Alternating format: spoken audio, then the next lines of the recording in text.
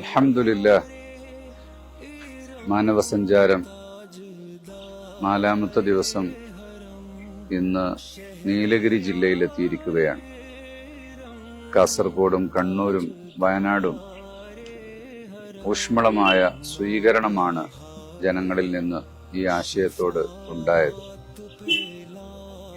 യുവ സംഘാടകരുമായി ഉണ്ടായ ടേബിൾ ടോക്കുകൾ വളരെ ചിന്തോദ്ദീപകമായിരുന്നു, വളരെ പ്രതീക്ഷ നൽകുന്നതായിരുന്നു.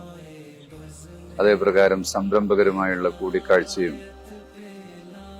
പത്രപ്രവർത്തകരുമായുള്ള സംഗമവും എല്ലാം മാനവസഞ്ചാരത്തിന്റെ ആശയത്തെ, ജനമനസ്സുകളെ സ്നേഹത്തിന്റെ പേരിൽ ഒരുമിച്ചു കൂട്ടുക, യുവസമൂഹത്തെ നല്ല വഴിയിൽ നടത്തുക, ഉത്തരവാദിത്വം, മനുഷ്യപ്പറ്റിന്റെ രാഷ്ട്രീയമെന്ന ആശയത്തെ എല്ലാവരും നെഞ്ചേറ്റുകയും മുക്തകണ്ഠം പ്രശംസിക്കുകയും ചെയ്തു.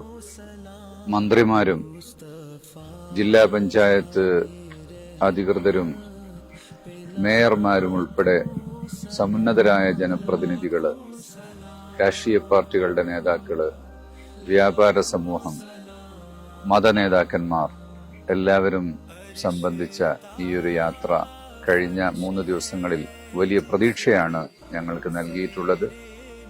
ഇന്നത്തെ ഈ പ്രഭാതത്തിൽ തമിഴ്നാടിന്റെ വടക്ക് പടിഞ്ഞാറൻ ജില്ലയായ നീലഗിരിയിൽ മനോഹരമായ, ലോകത്തെ തന്നെ ഏറ്റവും സുന്ദര പ്രദേശമായി സഞ്ചാരികളെ ആകർഷിക്കുന്ന നീലഗിരിയിലാണ് ഇന്നത്തെ സഞ്ചാരം. അതിരാവിലെ തന്നെ ഒരുമിച്ചുകൂടിയ പന്തല്ലൂർ ഗ്രാമത്തിൽ ഒരുമിച്ചുകൂടിയ നൂറുകണക്കിന് ആളുകൾ പ്രഭാത നടത്തത്തിലും ചായ സൽക്കാരത്തിലും സംബന്ധിച്ചപ്പോൾ പങ്കിട്ട വലിയ സന്തോഷങ്ങൾ. ഇനി അങ്ങോട്ടും ഈ യാത്ര ഇതിലേറെ മനോഹരമാകും എന്നുള്ള വലിയൊരു പ്രതീക്ഷയാണ് ഞങ്ങൾക്ക് നൽകിയിട്ടുള്ളത്.